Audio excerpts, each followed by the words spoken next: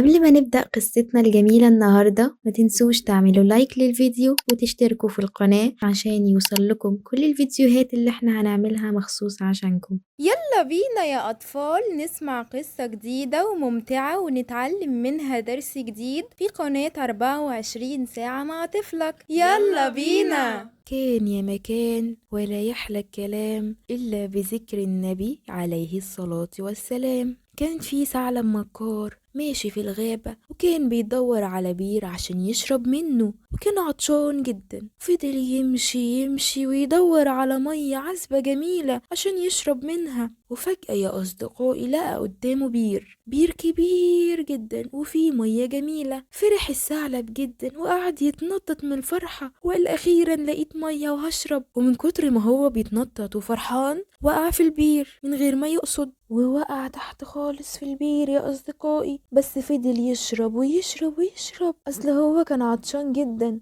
والمية اللي في البير كانت جميلة. وبعد ما شرب يا أصدقائي وخلاص بقى شبعان وبطنه اتملت مية من كتر ما هو شرب، قعد يفكر ويقول طيب أنا ازاي هطلع دلوقتي؟ وقعد يصرخ يا أصدقائي ويعيط ويقول الحقوني الحقوني أنا الثعلب المكار، أنا واقع في البير، الحقوني حد ينقذني حد ينقذني أرجوكم انقذوني. تعالوا نكمل قصتنا الجميلة ونشوف هيحصل ايه. وبعد فترة يا أصدقائي جم الماعز وكانوا عطشانين قوي وعايزين يشربوا من البير، وهم بيقربوا عشان يشربوا من البير لاحظوا ان في صوت جاي من تحت واستغربوا قوي وما كانوش عارفين الصوت ده جاي منين. ولما قربوا اكتر من البير شافوا ان في جوه البير ثعلب وواقع جوه.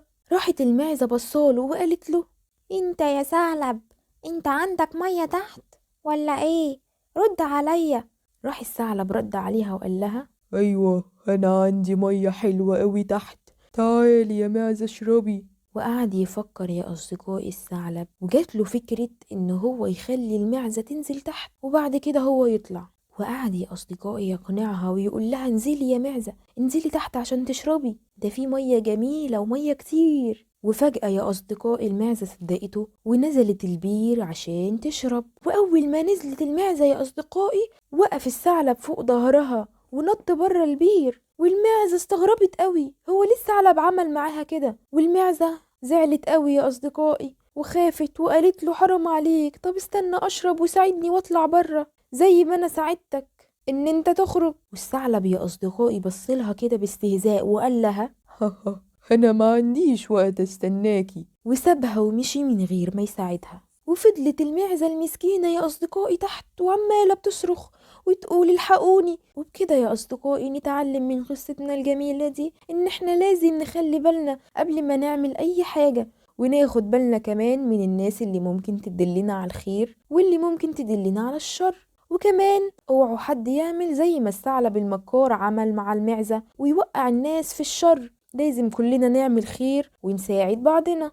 اكتب لنا في التعليقات اللي خلى الثعلب يقع في البير في الأول، وإيه كان مصير المعزة لما صدقت الثعلب المكار ونزلت البير عشان تشرب. واكتب لنا في التعليقات إيه أحسن قصة سمعتها في القناة واتعلمت منها إيه. ودلوقتي هنشوف صور أصدقائنا الحلوين والمتفوقين متفوقي مدرسة الياسمين الخاصة. عبيدة ولد مجتهد ومميز وبيحب التعلم ودايما بيحاول يكون أفضل وعنده طموح كبير وبيفرح ماما وبابا بنجاحه وبيحب قناة 24 ساعة مع طفلك. وزينة بنت شطورة جدا في المدرسة وبتسمع الكلام ودايما مجتهدة وبتحب ماما وبابا وبتحب قناة 24 ساعة مع طفلك. ومالك ولد شاطر ومجتهد وبيحب المذاكرة ودايما بيسعى يكون من الأوائل وعنده عزيمة قوية وبيفرح ماما وبابا بتفوقه وبيحب قناة 24 ساعة مع طفلك. وعبد الرحمن ولد مجتهد وذكي ودايما بيحب يتعلم الجديد وعنده عزيمة قوية وبيفرح ماما وبابا بنجاحه وبيحب قناة 24 ساعة مع طفلك.